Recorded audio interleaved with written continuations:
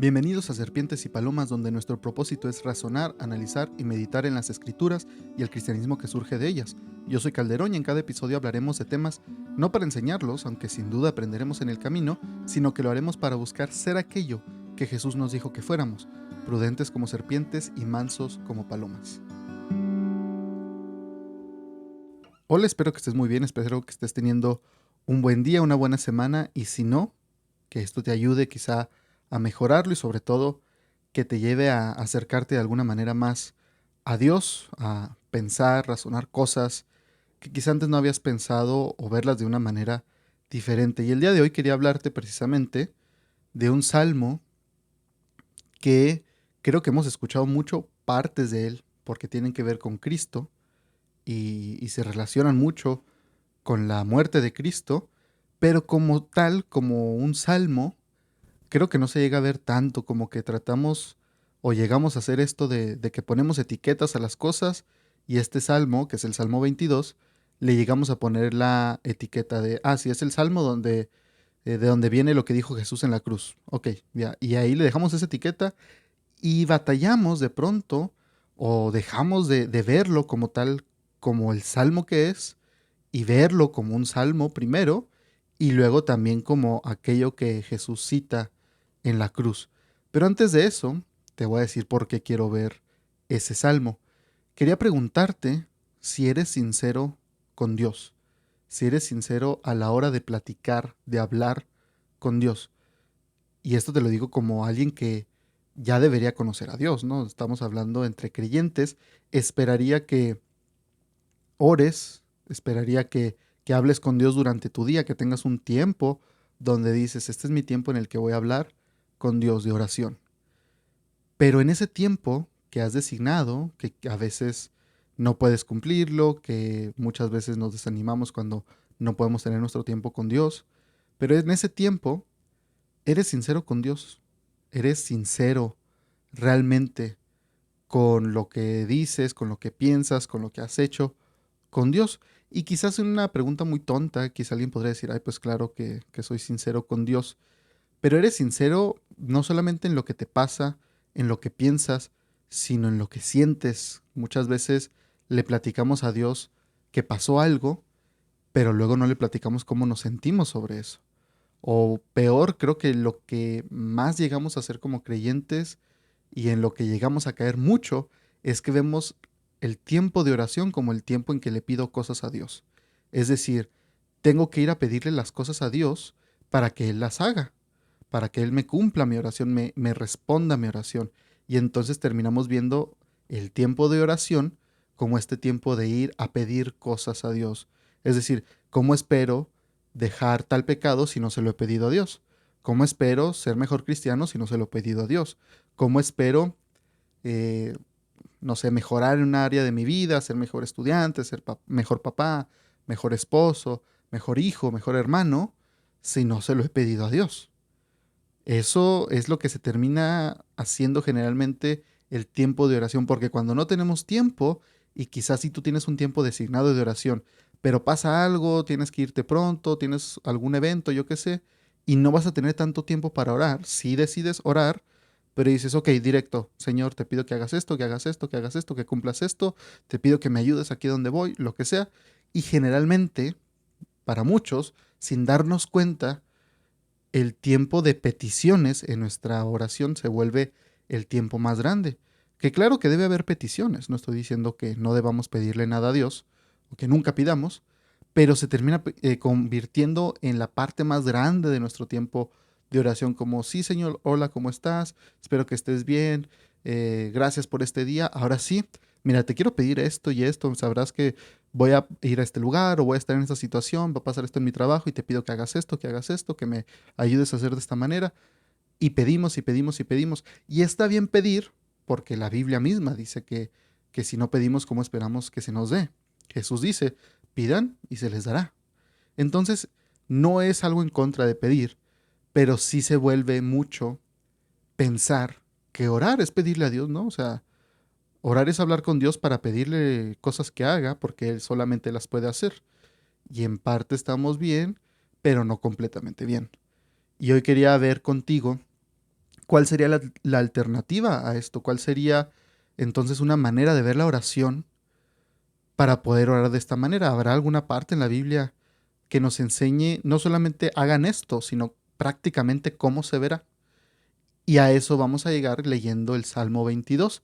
En el Salmo 22, que es un salmo de David, vamos a ver a David hablando con Dios y vamos a ver a David en los primeros 18 versículos, vamos a ver cómo interactúa David con Dios, cómo le expresa a David lo que siente y va a ser obvio, muy claro, que David tiene peticiones y de hecho las va a expresar, pero la manera en cómo interactúa David creo que es muy importante para nosotros como ejemplo, porque los salmos, además de que eran canciones, eran oraciones también.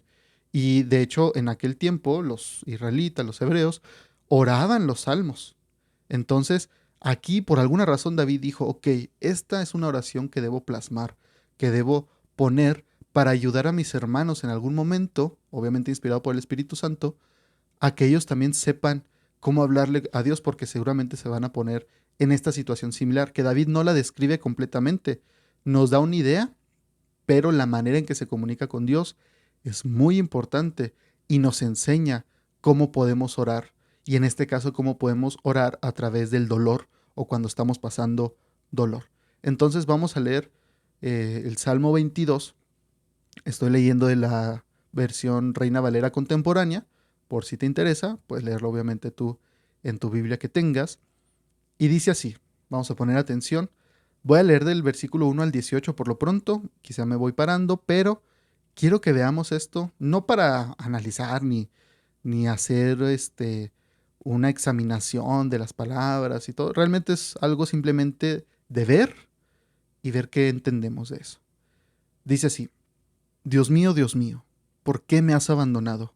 ¿Por qué estás tan lejos y no vienes a salvarme? ¿Por qué no atiendes mi clamor?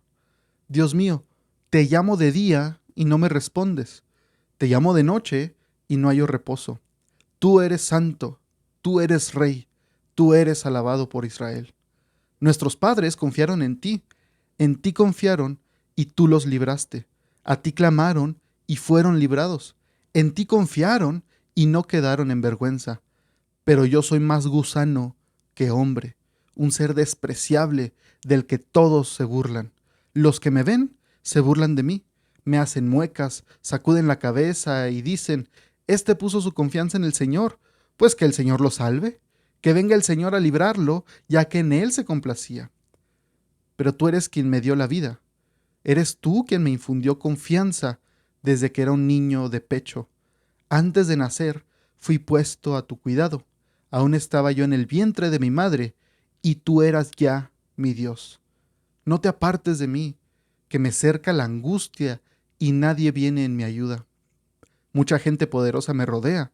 Son fuertes como toros de Bazán, como leones feroces y rugientes. Abren sus fauces, dispuestos a atacarme. Me voy diluyendo como el agua. Tengo todos los huesos dislocados. El corazón dentro del pecho se me derrite como la cera. Tengo seca, muy seca la garganta. La lengua se me pega al paladar.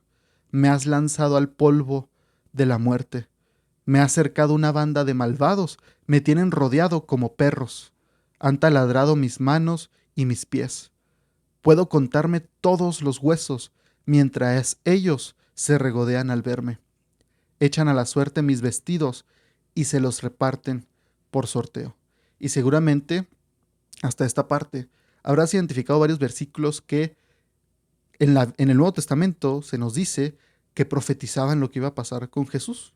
Y son muy importantes, son es un salmo mesiánico está hablando del Mesías, pero no me voy a meter en eso, porque creo que eso es muy conocido y es muy obvio si has leído los evangelios. Quiero enfocarme en lo que estaba pasando David. Y si te fijas hasta aquí, en sí David, la única petición que ha dado es en el versículo 11, donde dice, no te apartes de mí. Hasta entonces no ha pedido nada David. ¿Qué ha hecho David hasta entonces? ¿De qué le ha hablado a Dios? ¿Qué le ha dicho a Dios en oración? David lo que le ha dicho es cómo se siente, su situación. Le ha descrito su situación. Obviamente David, para sentarse a escribir este salmo, pensó en metáforas y cosas estéticas de cómo decirlo.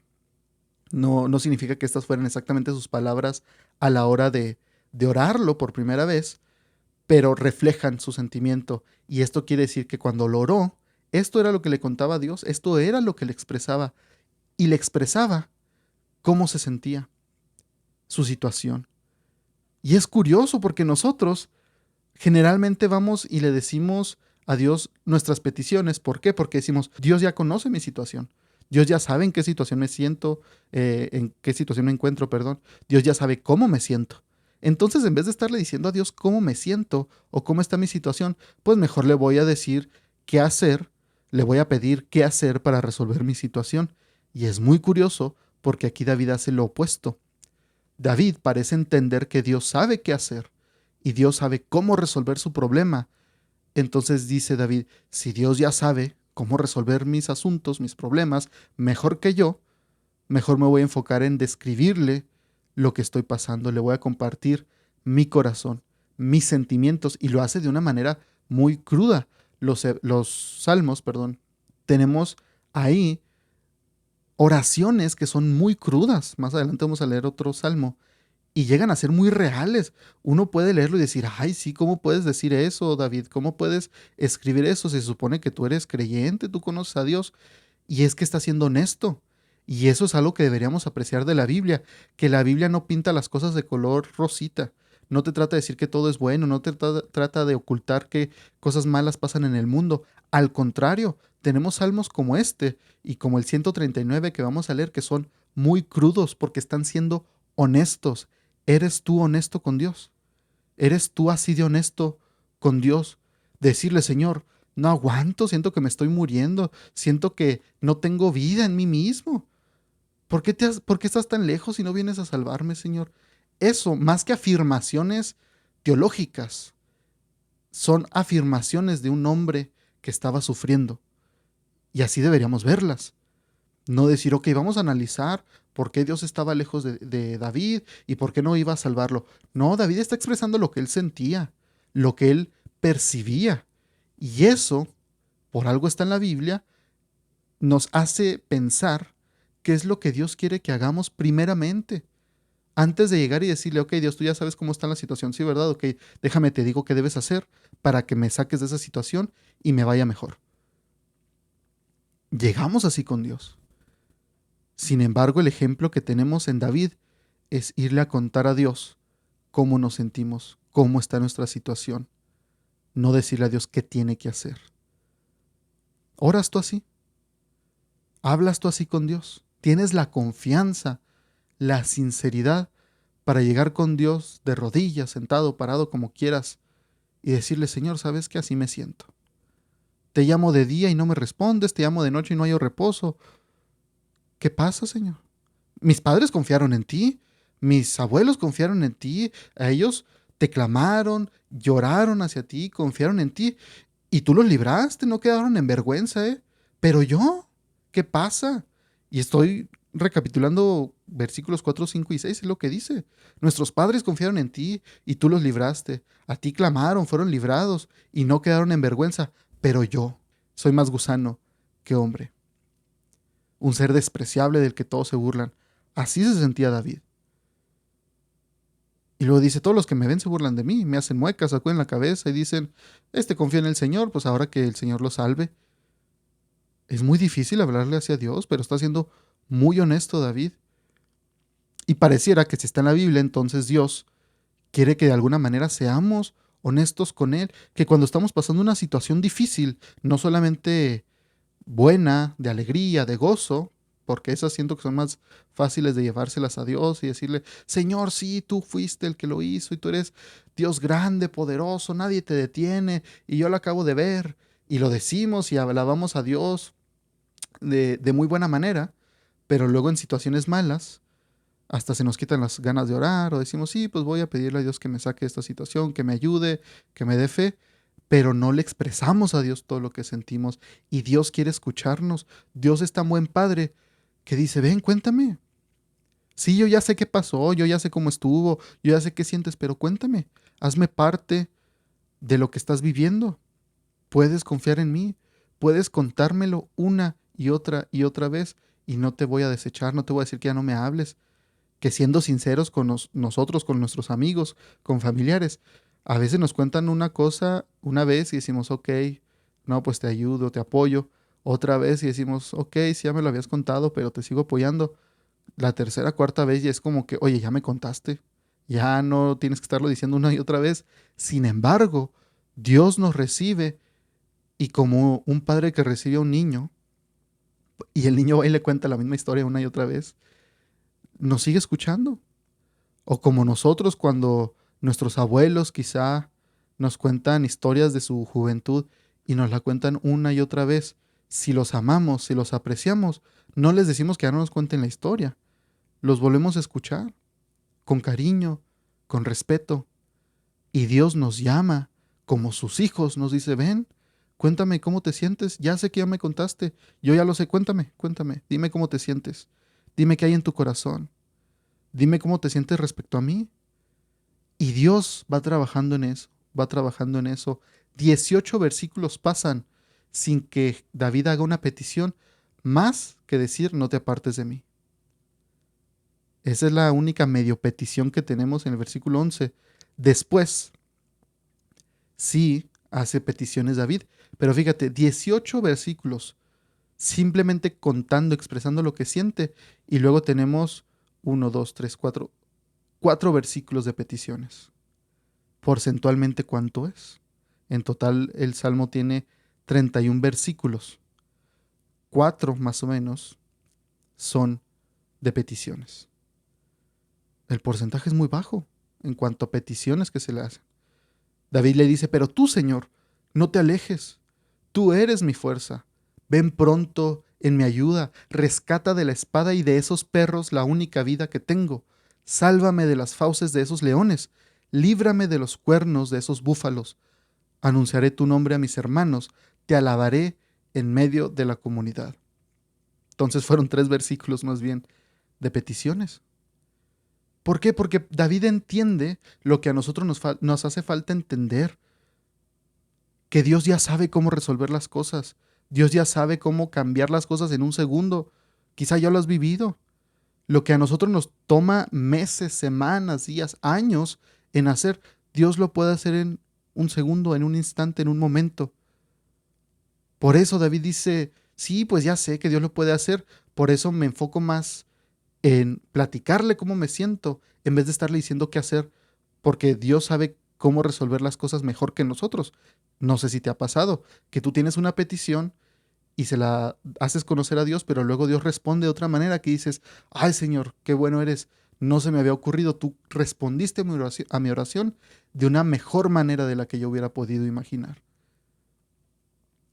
Debemos entender eso y que aunque Dios conoce nuestra situación, nos quiere escuchar porque somos sus hijos, quiere tener una relación con nosotros, quiere que le expresemos y derramemos nuestro corazón ante Él. Los siguientes versículos, desde el 23, dicen, ustedes, los que temen al Señor, David empieza a hablarle a los demás creyentes, porque parece entender o da a entender en la estructura del Salmo que en algún momento Dios le respondió a David. Entonces David continúa, pareciera como que hay un salto en el tiempo, y les habla a sus hermanos sobre cómo Dios ya respondió su oración. Desde el versículo 23 dice, ustedes los que temen al Señor, alábenlo. Descendientes de Jacob, denle gloria. Hijos todos de Israel, adórenlo. El Señor no rechaza al afligido, no desprecia a los que sufren, ni esconde de ellos su rostro. Cuando a Él claman, les responde. Yo lo alabaré en medio de la comunidad, y ante los que le temen cumpliré mis promesas. Los pobres comerán y quedarán satisfechos. Los que buscan al Señor lo alabarán y tendrán una larga vida. Todos los rincones de la tierra invocarán al Señor, y a Él se volverán. Ante Él se inclinarán todas las naciones. El reinado es del Señor, y Él gobierna a todas las naciones. Todos los poderosos de la tierra lo adorarán. Todos los mortales le rendirán pleitesía. Todos los que no tienen vida propia. Las generaciones futuras le servirán y hablarán del Señor a la generación venidera. Se dirá a los que aún no han nacido que el Señor es justo en todo lo que hace. ¿Cómo empieza el Salmo y cómo termina, no? Primero comienza con David diciendo, ¿por qué me has abandonado? ¿Por qué estás tan lejos? Y termina con David alabando a Dios por quién es Él, por lo que ha hecho Dios, pero sobre todo por quién es Él, porque Él es fiel, porque Él escucha, porque Él responde, porque Él es rey. Y solamente hubo 3 versículos de peticiones. ¿Cómo necesitamos que nuestra oración se vea más así y menos como una lista de peticiones simplemente que le llegamos a entregar a Dios y decirle, ahí te encargo, si necesitas que ore más, solamente me avisas que ore más, las pido más veces y espero tu recibo de que ya lo hiciste? Y se convierte en una relación muy alejada de Dios, porque solamente estamos pidiendo y esperando recibir, pidiendo y esperando recibir. Y aquí David es honesto con Dios y el ser honesto lo lleva a que cuando Dios responde, él alaba a Dios por quien es Él, no solamente por lo que hace. Entonces te pregunto de nuevo, ¿eres sincero con Dios? Quizá alguien diga es que me da pena, porque me da vergüenza que vuelvo a pecar con Dios. Le pido perdón por un pecado y a la semana, a los días, a los meses, vuelvo a hacerlo y me da vergüenza. ¿Y cómo le voy a decir a Dios que hice esto? ¿Cómo le voy a decir a Dios que me siento culpable porque caí en este pecado tan sucio, tan cochino?